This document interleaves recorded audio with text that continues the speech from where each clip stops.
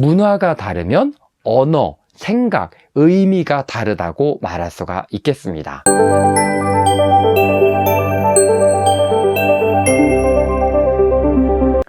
안녕하세요, 웸스입니다. 우리 한국에서는 영어를 번역을 위주로 가리키죠. 그런데 저는 오늘 여러분께 영어는 번역이 불가능하다라고 말씀을 드리려고 합니다. 영화 자막도 번역한 것이고 수많은 번역책들이 있는데 번역이 불가능하다고요? 자, 한번 들어보시죠.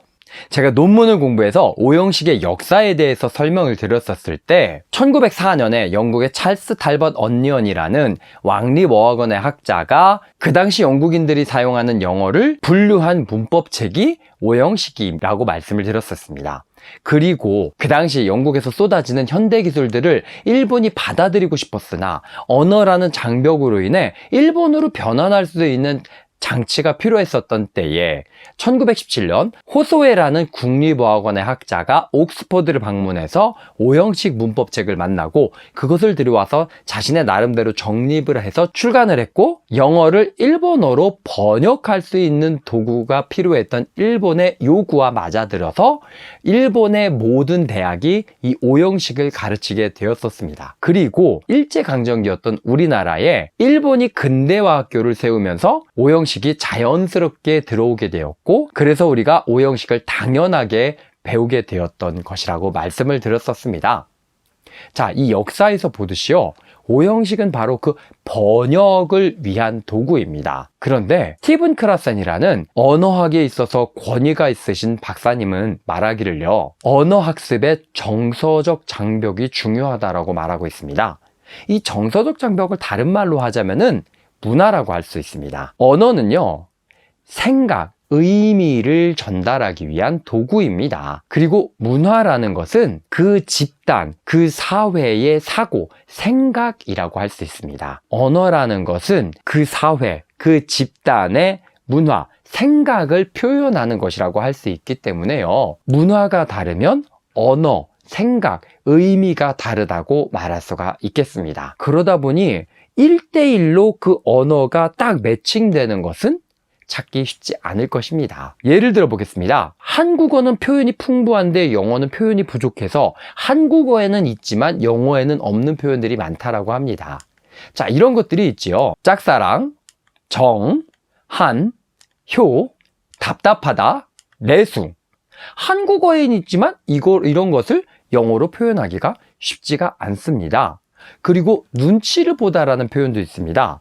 이것을 영어로 굳이 표현을 하자면 read one's face라고 할 수 있습니다. 하지만 이 표현은 상대방의 표정을 살펴서 기분이 안 상하게 하려는 것이지, 정말 우리가 상황에 따라서 또 그 사람의 기분에 따라서 분위기를 파악하고 이런 것이라고 보기는 조금 어렵습니다. 이렇게 한국어에는 있지만 영어에는 없는 표현들이 있습니다.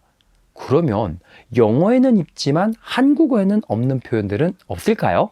사실 그런 것도 있지요. 바로 finger food. 이것을 한국어로 번역을 하자면요, 손가락으로 집어먹을 수 있는 가벼운 음식들, 한국어로 표현하려니 굉장히 길어지네요. fragile, 깨지기 쉬운이라고 표현할 수 있습니다. 영어에서는 fragile이라는 한 단어이지만 한국어로 표현하려니 깨지기 쉬운이라는 두 단어가 됩니다. angle, 우리가 카메라 앵글 하죠. 카메라로 찍는 어떤 그 관점, 각도라고 할 수 있습니다. 하지만 우리가 수학에서 얘기하는 각도 또는 물체들이 이루는 각도와는 조금 다른 느낌이죠. 바라보는 관점의 각도라고 할 수 있겠습니다. 앵글이라는 한 단어로 표현되지만 우리 한국어로 표현하려면 그 느낌 살리기가 쉽지는 않습니다.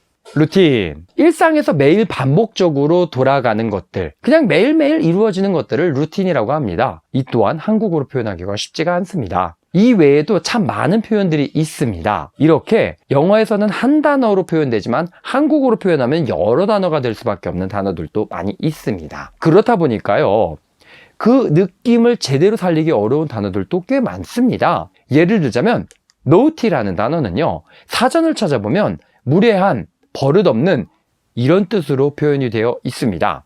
하지만 버릇이 없다라는 표현보다는 좀 짓궂다라는 표현이 조금 더 맞을 것 같아요. 친구들 간에 성적인 농담을 하고 있는 어른들을 보고 버릇없다, 무례하다 라고 하진 않죠. 아우, 짓궂어 라고 할 겁니다. 노티는 약간 그런 느낌이라고 보시면 되겠습니다. 실제 옥스포드의 예문을 보면은요.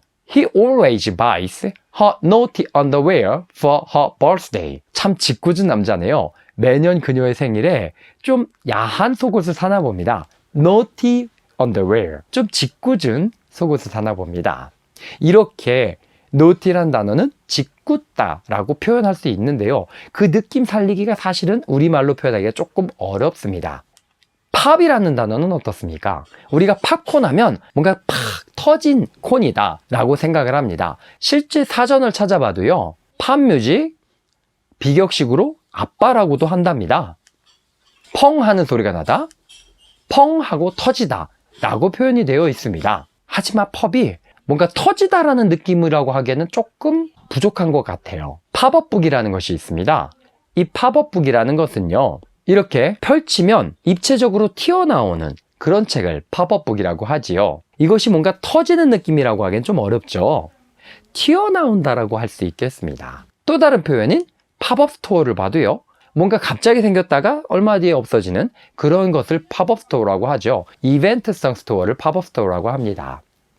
이 또한 뭔가가 터진다라고 하기는 어렵습니다. 굳이 그 느낌을 표현하자면 이런 느낌이라고 할 수 있지 않을까요? 오늘 여러분께 언어라는 것은 그 사회, 그 집단의 생각, 의미를 전달하는 도구이기 때문에 문화가 다르면 언어도 달라진다. 즉 의미도 달라진다라고 말씀을 드렸고요.